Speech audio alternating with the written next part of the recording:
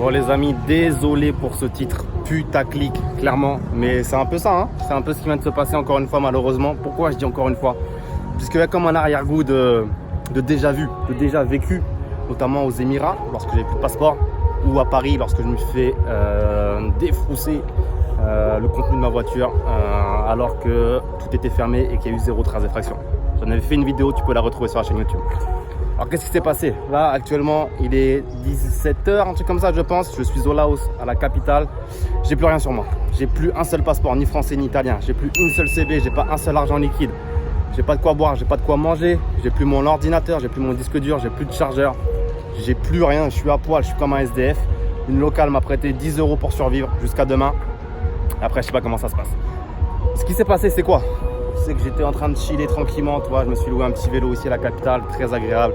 C'est une petite ville à taille humaine, si t'es jamais venu ici, c'est très sympa, toi. Et là, ce qui m'énerve, c'est qu'il y a un gars qui est en train de me regarder qui ressemble parfaitement au genre de personne à cause de qui je me trouve dans cette situation aujourd'hui. Et là, tous les Laotiens, quand je les vois, je les aime plus. J'ai plus envie de leur parler, j'ai plus envie de les calculer, ils m'énervent.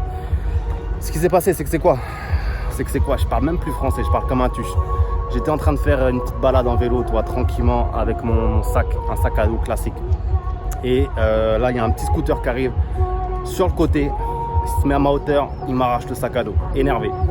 J'ai rien pu faire. Tu te doutes bien que après, je te dis, bah vas-y, j'aurais pu taper dans son scooter, il serait tombé, j'aurais pu faire quelque chose. Bien évidemment. Tu penses après, mais sur l'instant, tu sais même pas ce qui t'arrive. Tu te dis, le mec, il te fait une blague, il va pas le prendre. Au final, tu vois, il le prend, il tape sa meilleure accélération, il se barre avec. Toi, tu es en vélo, tu veux faire quoi? Et les locaux autour, il y avait du monde, mais ils s'en battent les couilles. Après, ce qu'on m'a dit à l'ambassade, c'est que visiblement, ça arrive très souvent déjà au Laos, aux ATM, des choses comme ça, de cas de vol de ce type-là. Et quand les gens, les Laotiens, voient que tu es un blanc, ils s'en battent les couilles. Pour eux, tu es riche, en fait, et c'est ça, en fait. Pour eux, tu es un gros riche. De toute façon, il n'y a qu'à le voir. Ils regardent beaucoup les Laotiens. Je sais pas, c'est un pays où tu te fais un petit peu observer quand même. Parce qu'ici, ils sont très bronzés, toi, et ils adorent avoir la peau blanche. Pour eux, c'est un caractère de beauté, un critère de beauté. Donc bref. Donc le gars me détroussaille comme ça, je suis perdu à 10 km de la capitale, je me baladais un peu en campagne et tout, et voilà. Donc vas-y, toi, je me dis, bon bah, je comprends la situation, toi, mais pour autant, je panique pas parce que je me dis, pas les couilles, toi, genre, un ordinateur, je le rachète, toutes mes données sont dans un cloud, donc j'ai rien perdu, l'argent liquide, pas les couilles, des CB, pas les couilles, le seul truc qui est relou, c'est les 2 passeports. Ils m'ont permis de conduire estonien, des choses comme ça, où c'est de la paperasse, je vais perdre mon temps pour pas grand-chose. Mais encore une fois, bah les couilles, toi, j'ai aucun impératif de devoir partir de ce pays-là. Vas-y, c'est juste des papiers, toi. Mais quand même, toi, c'est pas dans mes plans et ça m'énerve. Donc ça m'énerve. Surtout que c'est nul, toi. C'est vraiment nul. Genre vraiment la scène, encore à Dubaï, c'est impressionnant. Je brûle la Lambo, vas-y. À Paris, ok, on carotte le contenu de la BMW sans effraction, ok, c'est impressionnant. Mais là, vraiment, je suis en train de faire du vélo, en train de vivre ma meilleure vie au Laos. Et là, il y a un vieux scout qui vient et qui m'arrache le sac à dos. Limite des bras qui me le tirent comme ça, énervé. Bon après le gars je peux le comprendre, toi, ce pays encore une fois c'est un pays où tu es à 100, 200, 300 € par mois de salaire. Les gars, c'est Noël, il s'est fait son petit kiff, nouvel an bientôt. Il s'est dit vas-y toi, on va y aller, on va tenter notre chance toi. Et il s'est mis bien parce que là il va revendre un Mac, il va revendre un disque dur, il va revendre tout ça, il va vivre son meilleur début d'année. Mais quand même, toi c'est relou. Donc la conclusion de tout ça c'est quoi? C'est que les gars, il n'y a même pas de conclusion. Tu vois. Autant à Dubaï, j'en avais fait un produit que tu peux retrouver dans la barre de la description où je disais, bah vas-y, il y a 6 ou 7 grandes leçons de vie à retirer de ce qui vient de se passer. C'était tellement abusé avec une histoire à rebondissement qu'il y avait des trucs à en retirer. Là, il n'y a même pas grand chose à en retirer. Toi, bien évidemment qu'il faut être vigilant quand tu voyages, mais ça fait longtemps que je voyage maintenant et je le suis énormément. Alors là, ce qui est très surprenant, c'est que je pense en 2 mois où je voyage, là, sur ce voyage-là, c'est bien la première fois où j'avais mes 2 passeports et toutes mes CB d'un coup. D'habitude, je ne voyage jamais avec tout. Je laisse tout à l'hôtel. Je prends qu'un seul passeport. Je prends qu'une seule CB. Et c'est très bien comme ça parce qu'en cas de souci, bah voilà, comme aujourd'hui, j'ai plus rien d'un coup, toi. Donc c'est la merde. Et je crois que c'est bien le premier jour sur les 2 mois où ça m'arrive. Et c'est assez incroyable de se dire que ça se passe aujourd'hui. D'autant plus que juste avant, je me suis dit, est-ce que je vais redéposer tout ça à l'hôtel ou pas? Je me suis dit, bon, vas-y, j'y vais pas. C'est bon, il y a là, on y va.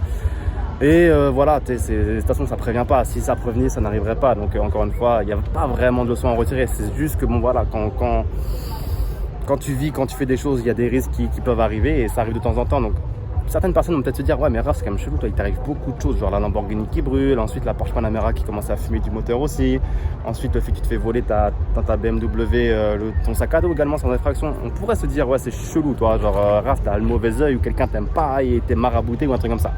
Oui et non, toi après on peut juste faire un simple rapport de proportionnalité par rapport au nombre d'expériences que je vis et par rapport à ce qui m'arrive toi. Peut-être que toi par rapport à ta situation tu as l'impression qu'il m'arrive beaucoup de choses, mais c'est peut-être que aussi que tu vis tout simplement moins d'expérience, donc tu es moins exposé à ce genre de risque, toi. Forcément, quand tu es 2 mois non-stop sur la route en voyage, tu n'es pas chez toi, que tu n'es jamais dans les mêmes endroits, que tu ne connais pas la culture, tu es plus à même d'être face à des situations de risque et à ce genre de choses, tout comme tu es beaucoup plus à même de vivre des expériences de bonheur ou d'épanouissement ou de découverte. Toi. Donc tout est proportionnel encore une fois. Je ne pense pas qu'il m'arrive forcément plus de choses, c'est juste que je prends plus de risques, je vais plus vers des horizons inconnus et forcément je suis plus soumis que la moyenne à ce genre de choses. Toi. Mais bref. Moi je m'en bats la race en tout cas, clairement je vais bien et c'est le plus important et surtout je me remettrai comme en fait ça m'a rien fait. J'ai vu le mec passer avec le sac, je me suis dit bon encore un problème à gérer et en fait c'est exactement la continuité d'être un entrepreneur. C'est qu'un entrepreneur c'est un gars qui arrive des problèmes. Salut toi, c'est un gars qui arrive des problèmes et puis c'est tout toi. Franchement ça c'est vraiment un petit problème aujourd'hui. Il va juste falloir que j'aille acheter un nouveau Mac à Bangkok si j'arrive à sortir de ce pays mieteux. Parce que voilà, là où j'en suis actuellement c'est que aujourd'hui je peux rien faire, c'est Noël, toutes les ambassades de police sont fermées. Et demain matin, première heure, je dois aller à la police pour porter plainte. Je te jure, le bâtiment de la police, il est en train de s'effondrer. Vraiment, tu rentres dedans, il n'y a personne. Tu croises des mecs, tu ne calcules pas. C'est les policiers, hein. Tu ne calcules pas, tu te balades dans le bâtiment, personne ne te calcule, personne ne parle anglais. Donc c'est vraiment un sketch déjà. L'ambassade était très très sympa, mais c'était Noël, donc fermé. Donc on verra si demain ça se passe vite. Mon seul problème, c'est que toutes mes valises, toutes mes affaires sont à Bangkok. Et en cas de perte d'un passeport français, ils vont peut-être me faire ce qu'on appelle un laissez-passer pour un retour direct en France. Parce que si c'est faux que j'aille récupérer mes affaires à Bangkok, donc il me faudrait qu'il me fasse un passeport d'urgence, je sais pas combien de temps ça va prendre. Et puis surtout, j'avais pas prévu de rentrer, toi. Moi j'avais prévu d'aller en Inde et des choses comme ça après.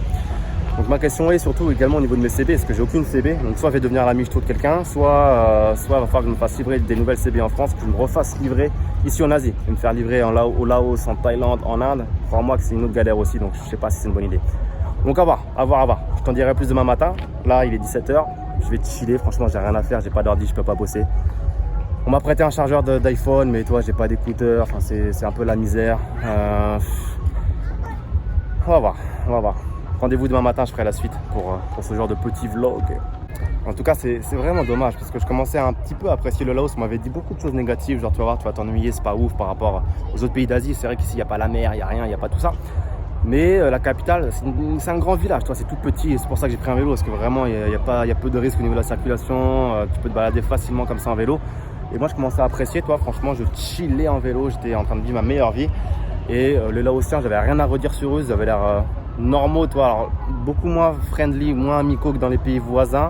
Ils vont pas rigoler avec toi, mais ils ont l'air un peu timides, donc ça a l'air un peu mignon. Et puis franchement ce qui me saoulait c'est qu'ils te disent toujours oui, alors qu'en fait ils ont rien compris. Et toi tu as l'impression qu'ils ont compris alors qu'en fait ils ont pas compris. Du coup ça mène à des situations un petit peu bizarres. Tu leur demandes un truc, ils te disent oui. Et au moment où tu dois avoir le dénouement, non en fait c'est non, toi ils comprennent rien en anglais, donc ça c'était un peu relou. Mais voilà, toi franchement c'est dommage, je vais pas résumer mon amour ou mon désamour de ce pays sur une expérience, mais encore une fois c'est sûr que ça aide pas quand la veille, je sais pas, j'en ai pas parlé dans cette vidéo là, mais en plus la veille d'aujourd'hui, hier j'étais dans un café, je prends un petit sandwich, je prends un petit smoothie toi et je demande si je peux payer en CB, parce que moi je préfère payer en CB, le cash c'est relou, je le perds, je dépense plus avec, t'as des frais d'ATM, donc dès que je peux payer en CB, je paye en CB. Il me dit oui toi, mais sauf qu'il galère, il me dit assieds-toi à la table là, ici. Et je vais m'asseoir, mais je prends la première table parce que première règle en voyage c'est de jamais laisser ta CB hors de portée parce que tu ne sais jamais ce qui peut se passer, il peut aller te débiter, il peut aller faire une copie, il peut faire plein de choses avec et c'est une règle élémentaire en voyage, ne jamais laisser ta CB sans surveillance. Donc je me mets à la première table et je le surveille un petit peu étroitement. Je vois 2, 3, 4, 5 minutes passent, il ne me rend toujours pas la CB, je vois qu'il galère, je vois qu'on m'a déjà apporté la bouffe et tout, qu'il n'a toujours pas débité, je me dis c'est chelou toi. Je vais le voir et je lui dis qu'est-ce qui se passe, tu y arrives pas, et il est en même temps au téléphone et là j'aperçois sur son téléphone au loin la photo de ma CB. Je pouvais pas la rater puisque c'est une transaroise et les transaroises sont de couleur verte dégueulasse pomme, toi. Donc je me dis ouais, il a pris en photo ma CB avant, derrière, et il l'avait envoyé à un pote en plus.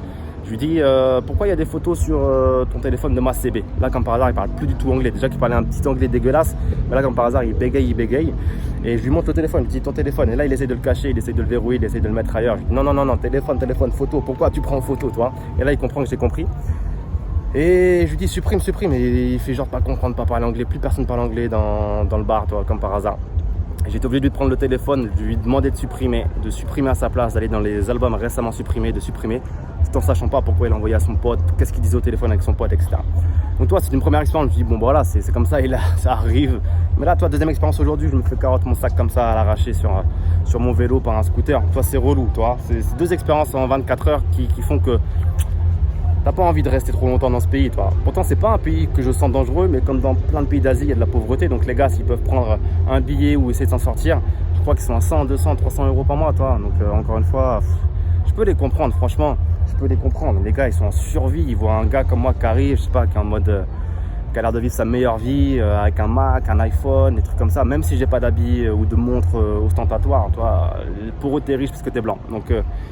Donc c'est comme ça et je lui en veux pas, même si je lui en veux énormément en fait. Mais bref, comme on dit, le karma s'occupera de lui. Moi, je crois beaucoup au karma. Et bon, déjà, il n'a pas de chance d'être né dans un pays où c'est la misère. Donc, est-ce que le karma va s'occuper de lui? Je sais pas. Bref, je m'en bats la race.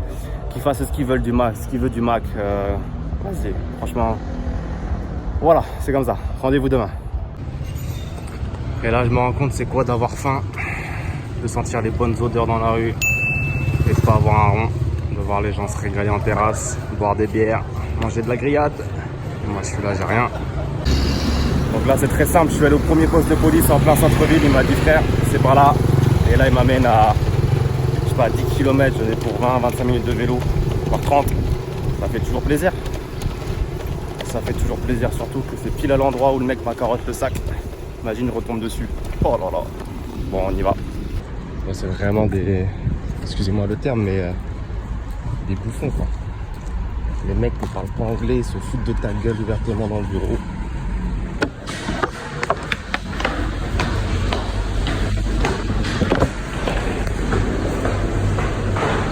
Qu'est-ce que c'est ghetto? Putain, qu'est-ce que je suis...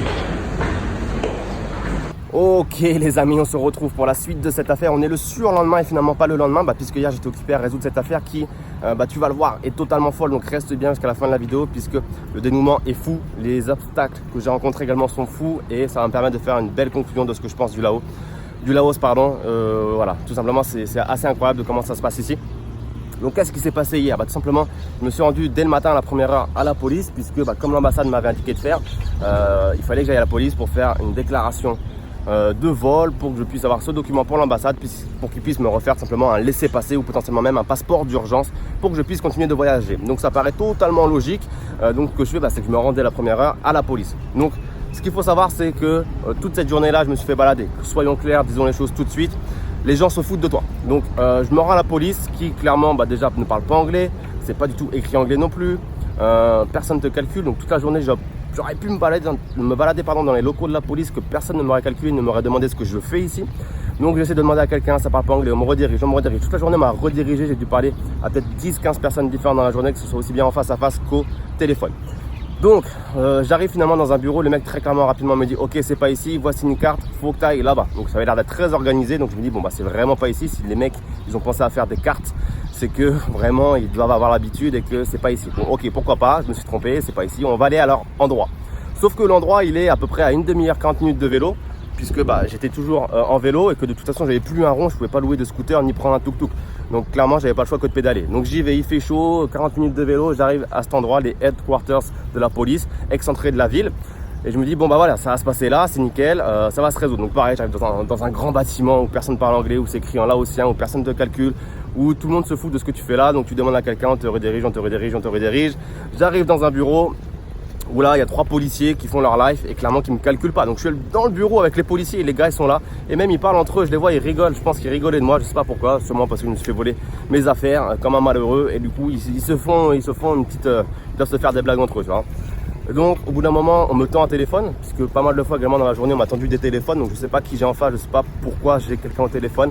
Mais je parle avec cette personne au téléphone et du coup quand la personne te dit au téléphone que c'est pas possible de faire telle chose ou telle chose, clairement tu peux rien faire, tu es au téléphone, donc tu as juste à raccrocher et terminer.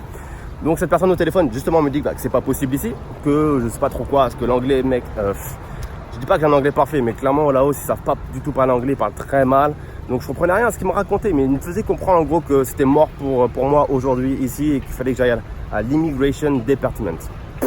Ok. Why not, je me refais balader Je me dis là c'est relou, je vais pas faire ça à 50 ans, surtout que je peux pas me faire comprendre, les gars ils comprennent rien à l'anglais et surtout ils sont indifférents totalement de mon problème.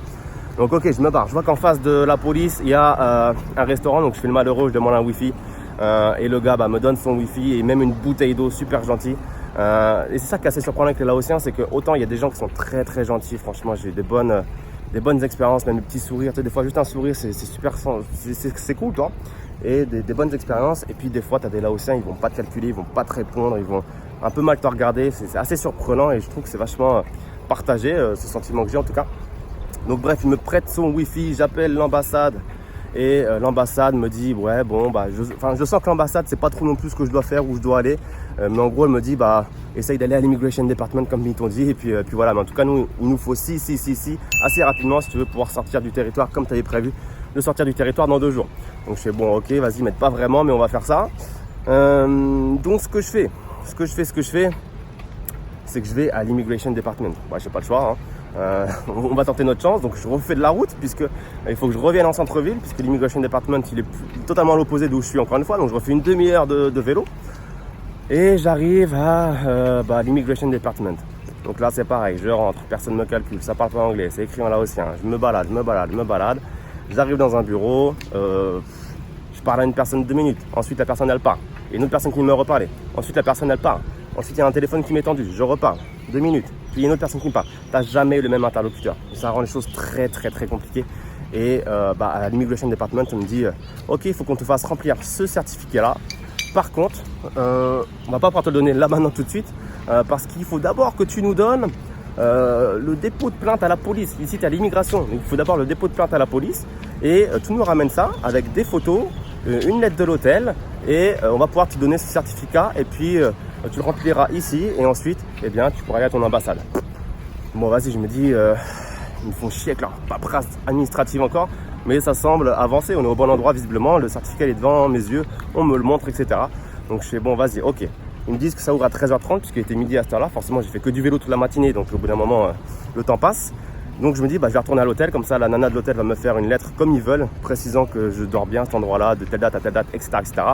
Je vais pouvoir aller faire mes petites photos et puis on va y aller à l'ouverture à 13h30.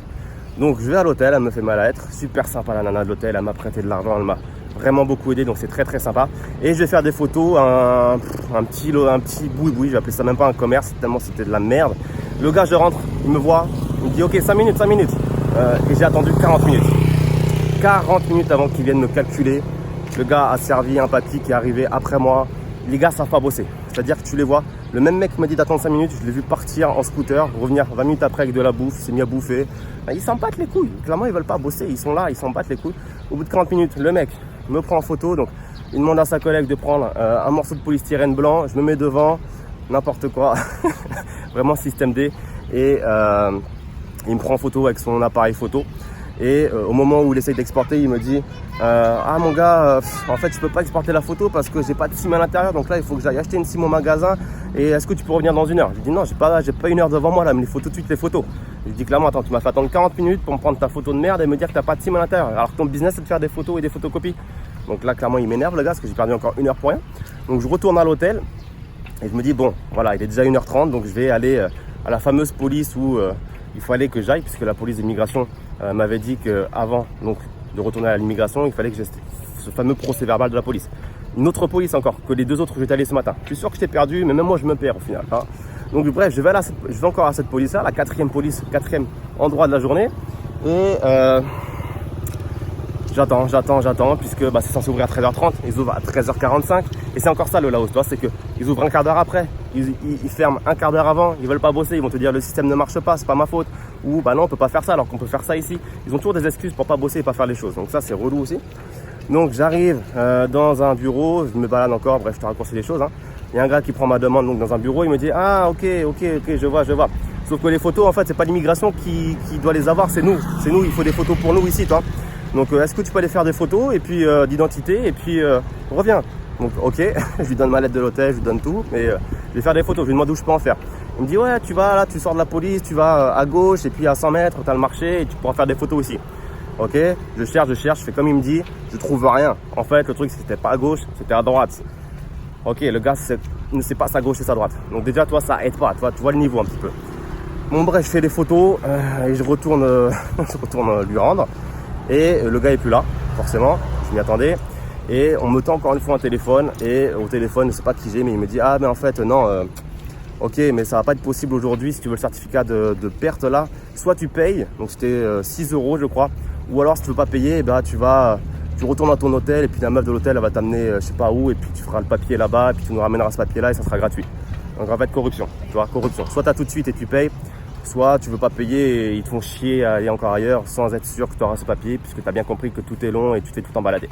Et je lui dis mais mec, j'ai plus de CB, j'ai plus d'argent, j'ai rien du tout, pourquoi je devrais payer en plus pour ce certificat? Enfin genre c'est la police, t'es censé me le faire. Je dis ouais mais non mais voilà, si tu veux pas payer de toute façon on va là-bas et m'emmerde pas, tu vois. Clairement c'était ça, il me l'a pas dit comme ça mais je l'ai compris comme ça et il fallait le comprendre comme ça. Donc là je me dis waouh, il est déjà 15-16 heures, je commence à comprendre qu'en fait je vais jamais avoir mon vol et que ça va durer longtemps et que potentiellement ça va être la merde et qu'il va falloir que je rince des personnes et que je sais pas vers où je vais, toi. Je me dis waouh, c'est relou, je pensais que c'était plus simple mais en fait c'est très corrompu à tous les niveaux. Et en même temps le gars avait appelé la nana de l'hôtel qui par la suite m'a dit que clairement il l'avait menacé, la police avait menacé la gérante de l'hôtel en lui disant écoute c'est censé être de ta responsabilité ce qui t'arrive, si la prochaine fois on a encore des problèmes comme ça, c'est à toi qu'on ira demander des comptes, je sais pas quoi. Enfin, clairement, ils l'ont menacé apparemment, elle m'a dit après. Donc, incroyable, toi. Donc voilà. Donc là, à ce stade de la journée, je suis un petit peu abattu parce qu'il est déjà 16-17 heures. J'ai vraiment pas avancé d'un seul millimètre. J'ai aucun document, j'ai rien du tout qui va m'aider à avoir un nouveau passeport rapidement. Donc, je retourne à l'hôtel et là, il se passe un truc de ouf. Clairement, reste bien attaché. Elle me dit, enfin, je lui dis, est-ce que quelqu'un t'a appelé? Parce que visiblement, ils t'ont appelé pour te demander quelque chose ou pour m'amener quelque part. Elle me dit oui, ils m'ont appelé, mais il y a quelque chose de plus important qui vient de se passer. Il y a un homme qui est arrivé il y a 1 heure à peu près ici et qui a déposé un petit paquet pour toi. Et je dis mais attends, mais comment ça? C'est qui ce gars? Quel paquet? Il y a quoi dedans et tout? Elle me fait juste prends-le, regarde et regarde. Et j'ouvre le paquet et je découvre une toute petite sacoche, la mienne, où il y avait mon disque dur à l'intérieur. Il y a mes 2 passeports, il y a toutes mes cartes de crédit, permis de conduire, il y a que ça, mais c'est déjà énorme pour moi. Parce que ça veut dire que je peux arrêter toutes les procédures avec l'ambassade et la police. Et j'ai mes cartes de crédit. Donc je ne peux pas payer avec parce que j'avais fait opposition déjà malheureusement. Mais il y en a une parmi toutes les cartes de crédit sur lesquelles je n'avais pas fait opposition parce que j'avais oublié qu'elle était là. Donc tant mieux. Elle ne m'arrange pas pour voyager, mais elle est quand même là et elle a le mérite de me sauver, de pouvoir retirer de l'argent. Et je lui demande des infos, elle me dit, mais je lui dis, mais c'est qui ce gars, d'où il vient? Est-ce que c'est le gars qui m'a volé, qui a voulu un billet supplémentaire? Qu'est-ce qui s'est passé clairement? Et elle me dit, non, apparemment c'est un gars qui a trouvé le package au bord de la route et qui l'a ramené parce que dans le package, il y avait la carte de l'hôtel avec le nom de l'hôtel, il l'a retrouvé et il a fait de la route, il habite pas tout près, mais il est venu en tuk-tuk, donc on lui a donné 10 € je crois, même pas. Non, oui, si 10 € pour lui payer sa course et il est reparti, il a laissé son numéro de téléphone, donc si tu veux le contacter, tu peux le contacter. Mais voilà, et là je me dis waouh, je m'assois 2 minutes, je me dis oh, attends, c'est un délire le bordel, genre. Déjà quelle probabilité et est-ce que c'est vrai toi? Est-ce que le gars finalement il n'était pas avide d'argent et puis il a pris l'ordinateur, le Mac, pour le revendre et puis le reste, parce qu'il ne pouvait pas en faire grand chose, les passeports et tout. Et il s'est dit je vais tenter le coup de le ramener à l'hostel et puis on va voir, peut-être qu'ils vont me donner un billet supplémentaire. Tu sais, moi franchement je suis un voleur, je fais ça, toi, je prends le plus important, je prends l'argent, je prends ce que je peux revendre. Et après peut-être que pour des papiers d'identité, les gens peuvent payer cher, toi. Donc moi j'aurais fait ça potentiellement si j'étais un voleur. Et donc là, j'ai son numéro, je lui envoie un SMS et je lui dis écoute gars, je pars tel jour, telle date, si tu as des informations sur l'ordinateur, quoi que ce soit, tu peux les ramener à l'hôtel, je te poserai aucune question, je te donnerai beaucoup d'argent et il n'y aura pas de question de police, quoi que ce soit, juste tu ramènes, je paye, terminé, on close le deal et on ne sait jamais. Bon, il s'avère que finalement, le gars n'avait pas l'information puisqu'il s'est carrément redéplacé jusqu'à l'hôtel pour que je puisse lui dire merci. Parce qu'en fait, il ne parlait pas du tout anglais, mais avec la nana encore de l'hôtel, la gérante qui faisait la traduction, elle l'a appelé et puis il est venu et puis je lui ai dit merci et je lui ai redonné 8 € sur les conseils de la gérante d'hôtel qui m'a dit 8 € c'est bien, il sera content. Donc je lui ai donné 8 €, un truc de ouf. Parce que moi, mon passeport, c'est valeur inestimable. J'aurais été prêt à lui donner 50, 100 € toi, limite. Donc je lui donne ça et puis on prend une photo, etc. en souvenir parce que bon, ça se termine bien. Au final, j'ai juste perdu mon ordinateur. Enfin, on m'a volé plutôt. Et voilà, toi. Donc ce gars, ça se trouve, c'est peut-être le gars qui m'a volé, tout comme c'est juste le gars qui m'a juste sauvé, toi, j'en sais rien. Peut-être les deux à la fois. On ne sait pas non plus. Donc c'est une histoire qui se finit de façon assez incroyable. Et bah, Dieu merci, parce que je pense que j'aurais pu rester un bon petit moment ici au Laos, peut-être un mois, je sais pas, peut-être un peu moins, j'en sais rien, mais ça m'aurait bien fait chier. Et encore une fois, dans cette malchance, finalement, il y a un petit peu de chance, toi. Et c'est vraiment l'image que j'ai finalement aujourd'hui du Laos, c'est que même quand je suis allé acheter une SIM card pour contacter ce gars-là, parce que c'était un numéro laotien et tout, il fallait que je passe par une SIM card locale. Le gars m'a refusé la vente, c'est-à-dire que je lui demande une SIM card, il me dit ok, j'ai. Il me montre les packages sur un papier, tout en laotien, je comprends rien, je lui dis ok, moi je veux le plus simple et tout. Et c'est trop compliqué pour lui, du coup il me fait non, et il se barre et il va s'asseoir. C'est un petit papy, un petit boui-boui. Et what the fuck, tu vois, les gars ils veulent pas bosser, ils s'en foutent. Ils vont te refuser des ventes, ils vont te dire que ça marche pas, ils vont te dire que nanani, ils vont te dire que nanana. Et je pense qu'aujourd'hui le Laos c'est ça, c'est énormément de corruption, malheureusement ça se sent. C'est des gens lazy as fuck, ils s'en foutent, ils sont pas là pour bosser, alors plus que dans plein d'autres pays d'Asie, je sais pas pourquoi. Et je pense qu'aujourd'hui si le Laos c'est un pays pauvre, ils sont potentiellement aussi beaucoup responsables de leur situation. Donc c'est peut-être un des pays les plus pauvres où j'ai été, enfin pas les plus pauvres, on le ressent pas énormément. Il y a des enfants dans les rues des enfants de la rue qui vont te demander de l'argent tout le temps, tu sens qu'il n'y a pas beaucoup d'argent, mais tu sens pas une extrême pauvreté, mais c'est juste que rien n'est cher ici et ils n'ont pas beaucoup de moyens, c'est certain. Mais bref, la vidéo dure déjà depuis un petit moment, je pense, tu as toute l'histoire de A à Z. Encore une fois, la morale, la conclusion de cette affaire, il n'y en a même pas. Pour moi, c'est juste un événement de la vie qui s'est passé. Encore une fois, sur Instagram, on m'a dit Raph, il t'arrive vraiment beaucoup de galères. Encore une fois, c'est juste en proportion du nombre d'événements que tu vis. Pour moi, il m'arrive pas forcément beaucoup plus de galères. Voilà, si tu as plein de galères, c'est que tu vis plein de choses aussi, tout comme tu as plein de bons moments. Donc ça, c'est pas un souci. Et d'ailleurs, je voulais vous remercier que toutes vos propositions pour m'envoyer des Western Union, vous avez été vraiment énormément. Je pense que j'aurais pu ramasser 1 million d'euros comme j'ai dit sur Instagram, donc merci à vous, ça fait super plaisir là-dessus de voir que vous êtes une communauté vraiment super gentille. Genre, je sais pas quel mot dire, mais super gentille, puisque vraiment, je sais pas, des dizaines et des dizaines de personnes m'ont proposé de m'envoyer des Western Union, et même des gens que je connais pas, ou je sais même pas si vous étiez client chez moi, ou des choses comme ça. Juste parce que vous me suivez sur Instagram, vous m'avez dit voilà, je peux t'envoyer 100 balles si tu veux en Western Union pour te sauver. Donc c'est super gentil, ça me va droit au cœur. Et les gars, merci à vous, encore une fois les 30 000 abonnés. C'est cool, n'hésite pas à t'abonner non plus à la chaîne. N'hésite pas à me dire dans les commentaires ce que tu en penses de cette histoire assez folle. Comment tu aurais fait toi à ma place? Comment tu aurais réagi? Bon, en soi, c'était assez simple à gérer. Hein. Aujourd'hui, grâce à Internet et tout, encore une fois, on m'envoyait 100, 500 euros par Western Union. Je pouvais encore manger, me loger. Je pouvais même payer des hôtels ou des restaurants sur Internet, à distance, via de la famille ou des amis. C'était juste une galère de devoir rester ici alors que tu n'as pas forcément envie de rester là, que c'est pas tes plans et que tu n'as pas envie d'aller d'ambassade ou de police en police faire des papiers. Toi. Mais encore une fois, pour moi, c'est un petit problème. Toi. Genre le Mac, bon voilà, j'aurais pas de déclaration, enfin, j'aurais pas de procès verbal de vol, donc je pourrais peut-être pas faire jouer des assurances. Mais bon, au final, c'est une affaire qui va me coûter 1 500 euros. Je vais racheter un Mac, aller un peu plus, un Mac et des choses comme ça. Et terminé. Donc voilà, dis-moi ce que tu en penses dans les commentaires, mets-moi un petit like. Et puis, encore une fois, je pense que je t'ai tout dit. Moi, j'ai terminé ma journée hier, du coup, à chiller avec un Américain et 2 Brésiliennes, donc finalement ça va être un très bon souvenir dans ma mémoire et puis voilà, donc on se dit à très vite et puis derrière moi va passer une petite nana typique du Laos, voilà, et ciao, bye bye.